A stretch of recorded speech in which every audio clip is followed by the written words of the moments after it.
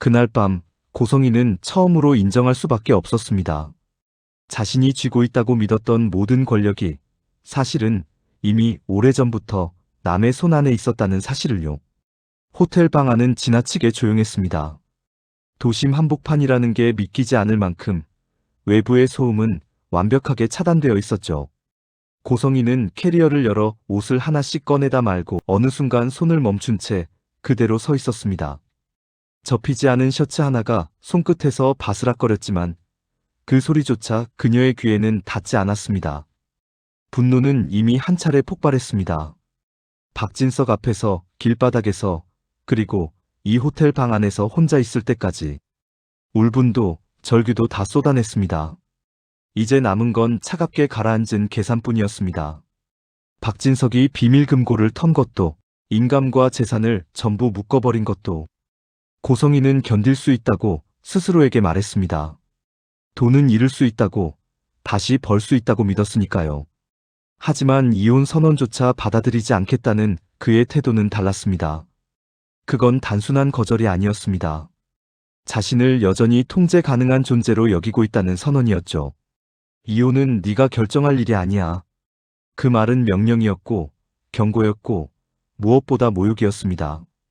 고성이의 자존심을 정면으로 짓밟는 말이었죠. 그녀는 이를 악물었습니다. 자신이 이렇게까지 무력해질 줄은 정말 몰랐습니다. 평생을 가난에서 벗어나기 위해 발버둥 쳤고 결국 박진석이라는 거대한 힘을 손에 넣었다고 믿어왔는데 말이죠.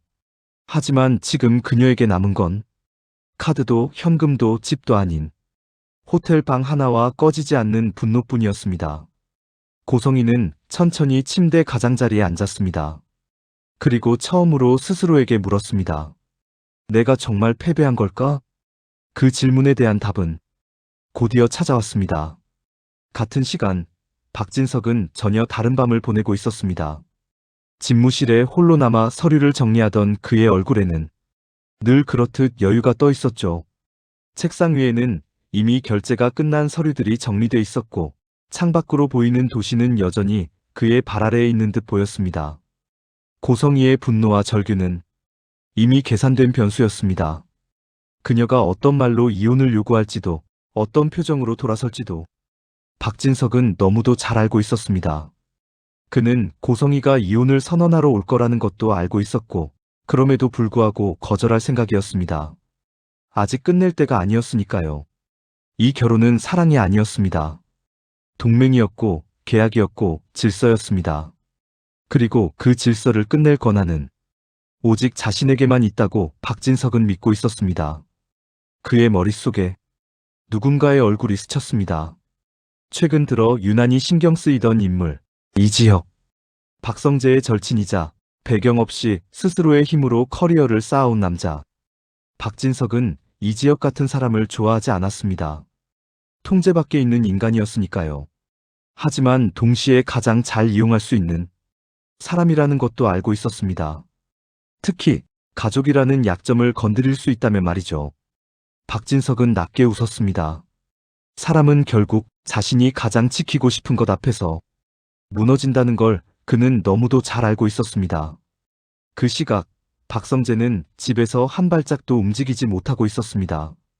소파에 앉아 있었지만 텔레비전 화면도 휴대폰 알림도 전혀 눈에 들어오지 않았습니다.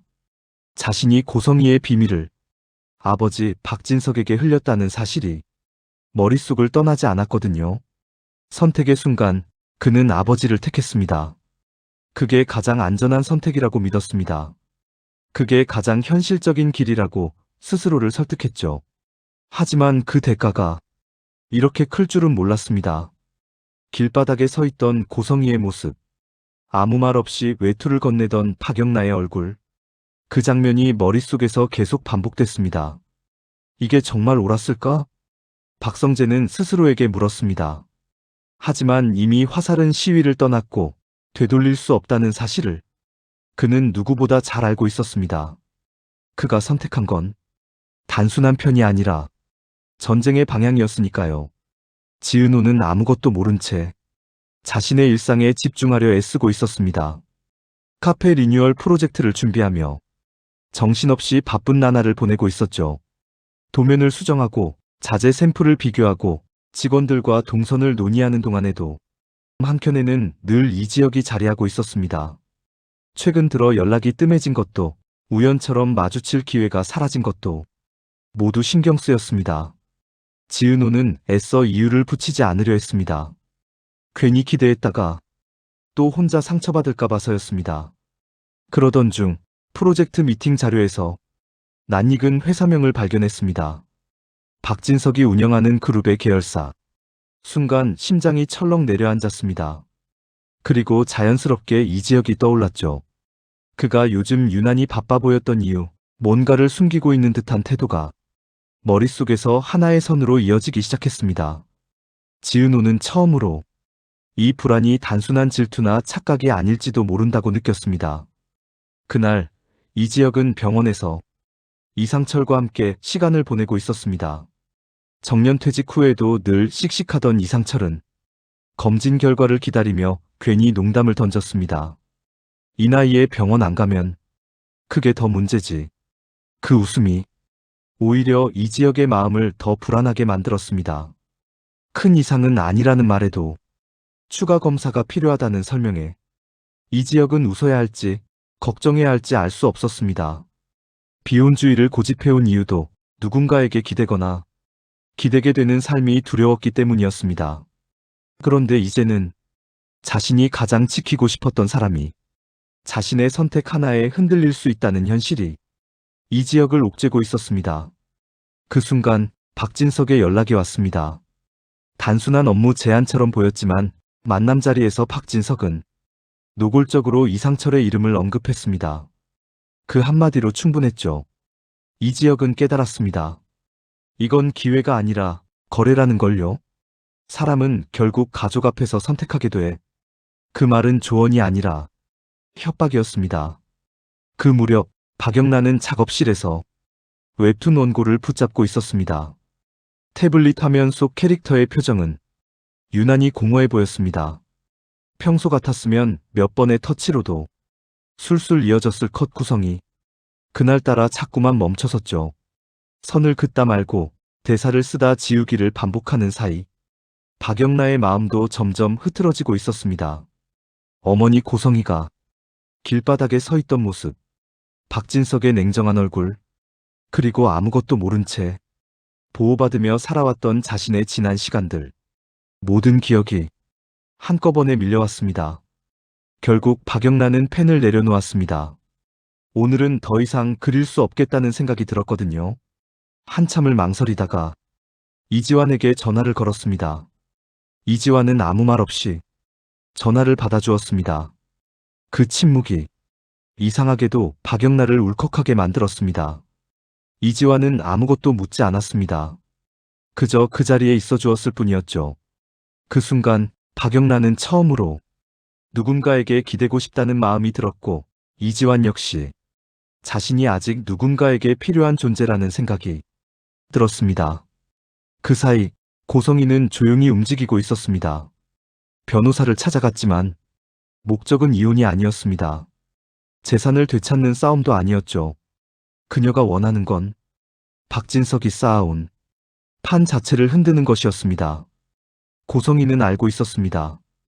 박진석이 가장 아끼는 건 돈이 아니라 자신이 만든 질서와 통제라는 걸요. 그리고 그 질서의 틈에 이지혁과 박성재, 박영라가 얽혀있다는 사실 또한 놓치지 않았습니다. 한편 박성재는 지은호를 만나 이지혁이 아프다는 사실을 이야기하기로 결심했습니다. 이지혁 곁에 지금 가장 필요한 사람이 지은호라는 걸 알기에 이 말은 더 이상 미룰 수, 이젠 도망치지 않겠다. 그 한마디에는 친구를 향한 책임과 지키지 못한 사랑의 후회가 함께 담겨 있었습니다. 박성재의 말에 지은호는 고개를 끄덕였고 그제야 이지혁의 차가운 거리두기가 자신을 밀어내기 위한 선택이었음을 깨달았습니다. 이렇게 각자의 자리에서 선택을 앞둔 사람들이 조금씩 같은 지점을 향해 모여들고 있었습니다. 사랑과 가족, 돈과 권력, 그리고 지키고 싶은 것들 사이에서 말이죠. 그리고 다시 호텔방. 혼자 남은 고성희는 천천히 웃었습니다. 이 싸움은 아직 시작에 불과하다는 걸 그녀는 이미 알고 있었습니다. 박진석이 이혼을 거부한 순간부터 모든 관계는 되돌릴 수 없는 방향으로 흘러가고 있었으니까요.